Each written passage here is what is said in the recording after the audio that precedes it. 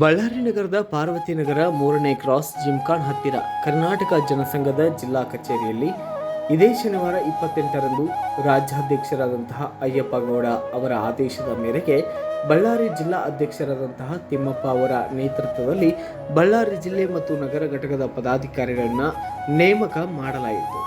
ಬಳ್ಳಾರಿ ಜಿಲ್ಲಾ ನೂತನ ಖಜಾಂಚಿಯಾಗಿ ಎಂಬಿ ತಿಮ್ಮಪ್ಪ ಅವರನ್ನು, ಜಿಲ್ಲಾ ಉಪಾಧ್ಯಕ್ಷರನ್ನಾಗಿ ಟಿ ಓಬಳೇಶ್ ಮತ್ತು ನಗರ ಅಧ್ಯಕ್ಷರಾಗಿ ಕೆ ಸುರ್ಕಪ್ಪ ಅವರನ್ನು, ನಗರ ಉಪಾಧ್ಯಕ್ಷರಾಗಿ ಬಿ ಸುರೇಶ್ ಹಾಗೂ ಡಿ ನಾಗೇಶ್ ಶಾನಬು ಮಹೇಂದ್ರ ಅವರನ್ನು ನೇಮಕ ಮಾಡಿ ಆದೇಶ ಪತ್ರವನ್ನು ನೀಡಲಾಯಿತು.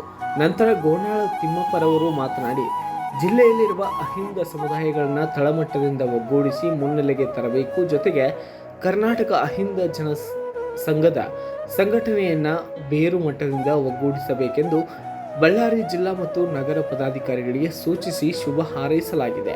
ಈ ಸಂದರ್ಭದಲ್ಲಿ ಮಹಿಳಾ ಘಟಕದ ಜಿಲ್ಲಾಧ್ಯಕ್ಷರಾದಂತಹ ಯಶೋಧಮ್ಮ, ಜಿಲ್ಲಾ ಕಾರ್ಯದರ್ಶಿಗಳಾದಂತಹ ಕೆ ಬಿ ಚಂದ್ರಶೇಖರ್, ಹಿರಿಯ ಉಪಾಧ್ಯಕ್ಷರಾದ ಗೋಪಾಲಕೃಷ್ಣ, ಕಟಿಗೆ ರಘು, ಸಂಘಟನಾ ಕಾರ್ಯದರ್ಶಿ ಬಸವರಾಜ್ ಸೇರಿದಂತೆ ಮುಂತಾದ ಪದಾಧಿಕಾರಿಗಳು, ಕಾರ್ಯಕರ್ತರು ಕೂಡ ಉಪಸ್ಥಿತರಿದ್ದರು. ಬ್ಯೂರೋ ರಿಪೋರ್ಟ್ ಹೇಮಂತ್ ರಾಜ್, ಸೂರ್ಯ ನ್ಯೂಸ್ ಕನ್ನಡ, ಬಳ್ಳಾರಿ.